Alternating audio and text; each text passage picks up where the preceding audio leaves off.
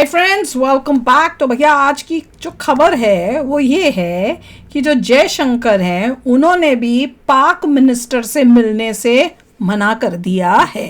अब मुझे ये नहीं समझ में आ रहा है कौन सा पाकी मिनिस्टर था जो हमसे मिलना चाह रहा है और क्यों मिलना चाह रहा है। तुमको क्या इशारे समझ नहीं आते हमारे?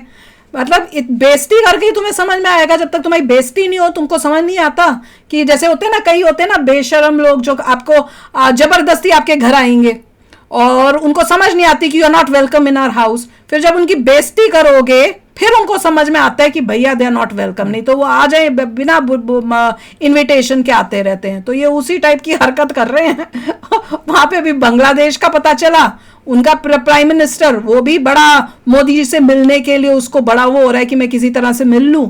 और यहाँ पे पाकिस्तान का भी कोई मिनिस्टर है उसको जयशंकर से मिलना है। तो चलो देखते हैं भैया न्यूज़ है क्या। तो वीडियो शुरू करते हैं। वीडियो शुरू करने से पहले अगर आप चैनल पर नए हो और आपने अभी तक सब्सक्राइब नहीं किया तो जल्दी से पहले सब्सक्राइब के बटन और बेल आइकन को क्लिक कर लो ताकि आपको हमारे सारे न्यू वीडियोस के नोटिफिकेशन मिल जाएं जैसे हम अपलोड करें। अगर आपको वीडियो पसंद आता है प्लीज लाइक एंड शेयर। चलिए शुरू करते हैं। ऑक्सफोर्ड यूनियन के अंदर पाकिस्तान के डिफेंस मिनिस्टर और भारत के मिनिस्टर फॉर एक्सटर्नल अफेयर के दरमियान एक मुज़ाकरा होने जा रहा है, टॉकरा होने जा रहा है कश्मीर के हवाले से। क्या कश्मीर को आजाद होना चाहिए? पाकिस्तान के वजीर दिफा ने कि मुझे इनवाइट किया गया है और मेरे मुकाबले में जो आ रहे हैं वो भारत के जयशंकर आ रहे हैं। आपको लगता है जयशंकर आएंगे?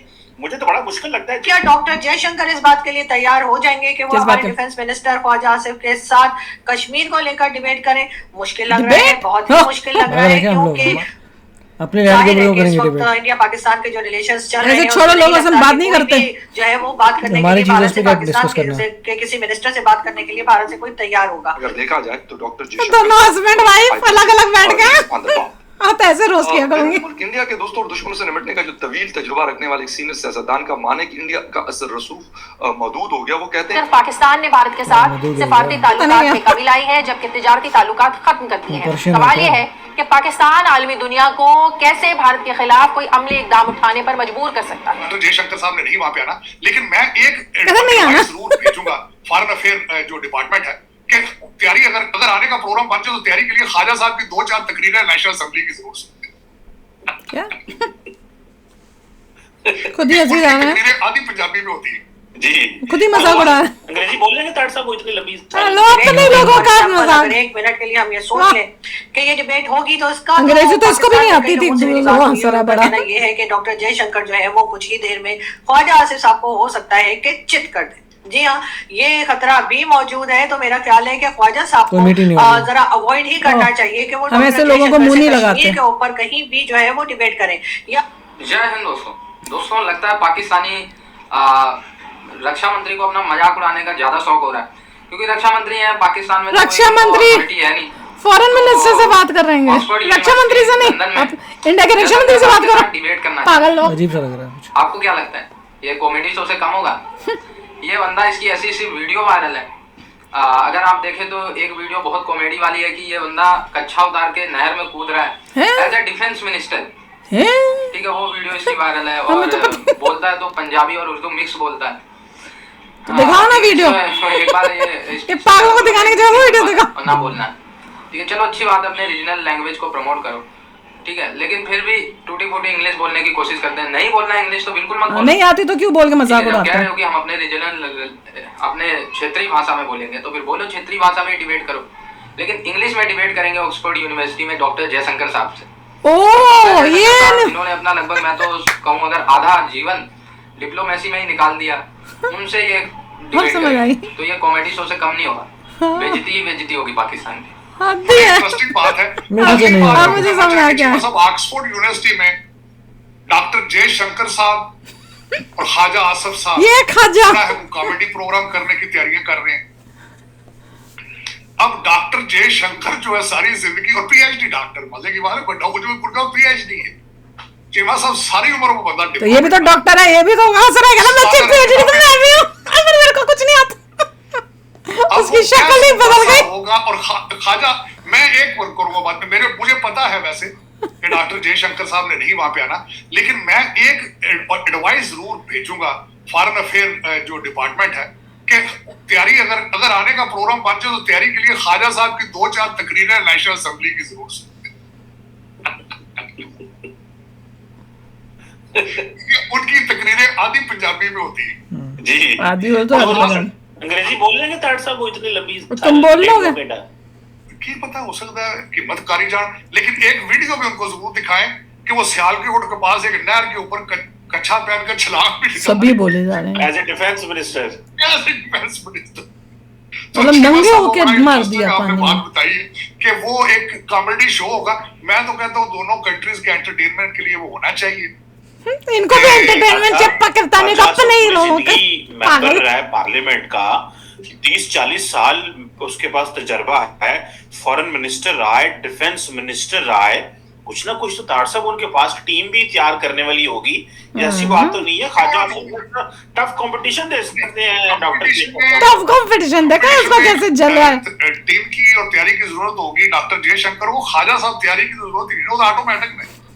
चीमा साहब पाकिस्तान की कैबिनेट में सुना है कि जिसको खुडे लाइन लगाना होता है उसको डिफेंस मिनिस्ट्री दे दी जाती है।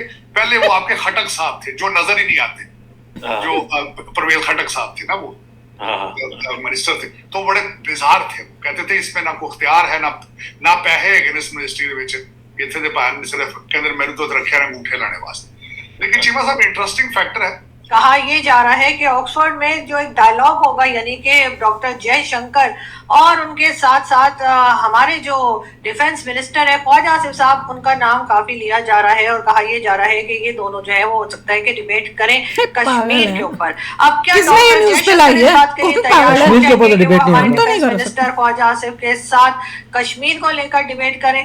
मुश्किल लग रहा है, बहुत ही मुश्किल लग रहा है। तुम ही हो सकते हो जो करो, हम तो कभी ना करें। It's not an issue for us. Pakistan के जो रिलेशन चल रहे हैं उसमें नहीं लगता कि कोई भी जो है वो बात करने के लिए भारत से, पाकिस्तान के किसी मिनिस्टर से बात करने के लिए भारत से कोई तैयार होगा। लेकिन बात सारी ये है कि डिबेट होगी, फॉर एग्जाम्पल हम ये सोच लें कि ये डिबेट होगी तो इसका तो पाकिस्तान में कई लोगों से मेरी बात हुई है और उनका कहना ये है कि डॉक्टर जयशंकर जो है वो कुछ ही देर में ख्वाजा आसिफ साहब को हो सकता है कि चित कर दे। जी हाँ, ये सपने लेते रहूंगे लाल के सपने के तुम्हारे मुंह भी लगेंगे। जरा अवॉइड ही करना चाहिए कि वो डॉक्टर जयशंकर से कश्मीर के ऊपर कहीं भी जो है वो डिबेट करें, या तो जी ऑफ कैमरा करें ताकि किसी को पता ही ना लगे, और जब आप बाहर आए तो आप आके कहें कॉन्फ्रेंस रूम से कि जी मैंने ये कह दिया, और वो जवाब ही ना दे पाए, तो फिर शायद आपकी थोड़ी बहुत इज्जत रह जाए। लेकिन अगर आपने ऐसे काम पाकिस्तानी सोच सकते, देखो कैसे क्या गलत सोच है इसकी, पता लगा लिया